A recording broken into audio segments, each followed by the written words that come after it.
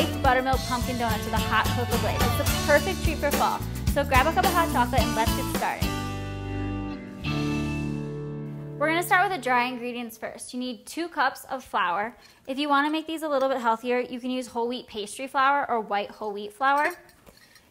You need 2 teaspoons baking powder, 3/4 a cup brown sugar. Kind of want to break it up if it's clumpy there. 1 teaspoon salt, and about a 1/2 teaspoon of cinnamon, ginger, and nutmeg.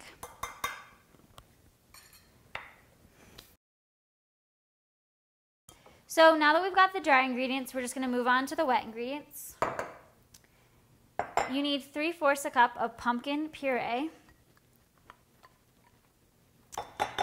And you need 3/4 a cup of buttermilk, 2 eggs, and you need 1/4 a cup canola oil, and 2 teaspoons of pure vanilla extract. Make sure you get really good vanilla extract because it really does make a difference. You don't want imitation vanilla, you want pure vanilla extract. And then you just want to mix it all up.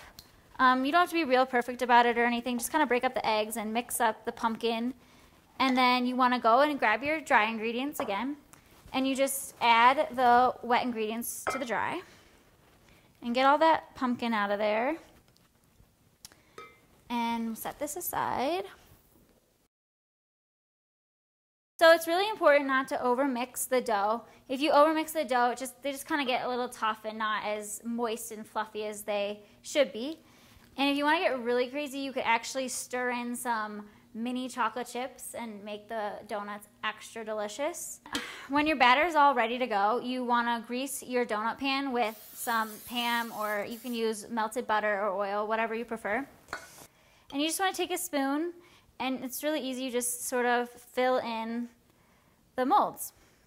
I like to fill them pretty close to the top because I think you get a nice rounded, fluffy, moist donut that way.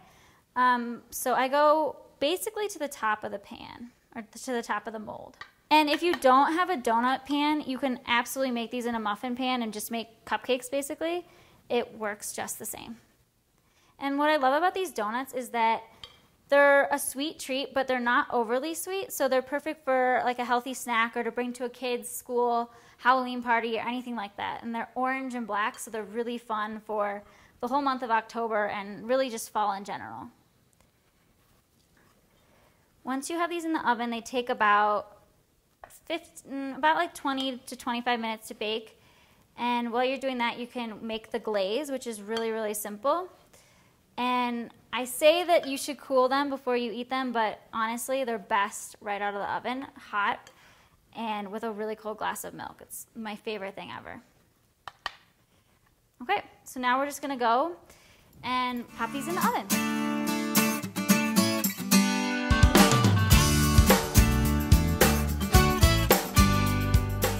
Oh, and they look perfect. You see, they rose up just the way I wanted them. There's not really a hole anymore, but that's kind of the way I like it because they're nice and fluffy and big.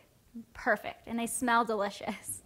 So to remove the donuts from the pan, you just want to grab a knife and just kind of run the knife along or around the donuts. It's not really necessary, but sometimes some of the parts of the donuts get a little stuck. So you just run the knife around the edges, and then you just kind of want to invert the pan upside down onto a cooling rack. I just make it real easy, and I just go like this and kind of flip them. And hopefully, if all goes well, they should fall right out. And there we go. Perfect, right? See? And aren't they cute? So, and they're orange. They look just like a pumpkin. And you want to let these cool a little bit before you make the glaze, but they really don't have to cool very long or anything before you put the glaze on. So over here we have the ingredients for the glaze. You just need 1 1/4 a cup of powdered sugar, and to that you want to add 1/3 a cup of cocoa powder. And then you want to add, you got to make sure you get it all out. And then you want to add a teaspoon of instant coffee. I love adding instant coffee to any kind of chocolate, but you don't have to add it if you don't want to. And then to kind of thin the glaze, you just want to add about 5 tablespoons of either coconut milk or heavy cream. I like using canned coconut milk because I love coconut flavor, but you can use heavy cream if you don't have coconut milk around. And then you just whisk until it's kind of all together in a nice mixture glaze type sauce. So you want to grab your donuts and you just take them and you flip them upside down and you just dip them right in the glaze. And then you kind of pull up and maybe dip them again because I really like a lot of chocolate. And you just kind of like that, and then you just flip them upside down. And you just want to let them set for like 5 minutes just to let the glaze kind of harden a little bit.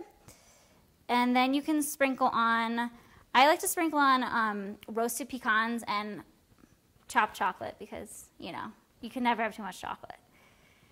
So you also don't have to add the glaze if you're not into chocolate and you're trying to maybe use these as a breakfast or something healthier. You could add just a simple dusting of powdered sugar or cocoa if you didn't want all the sugar and all the chocolate in the morning or something.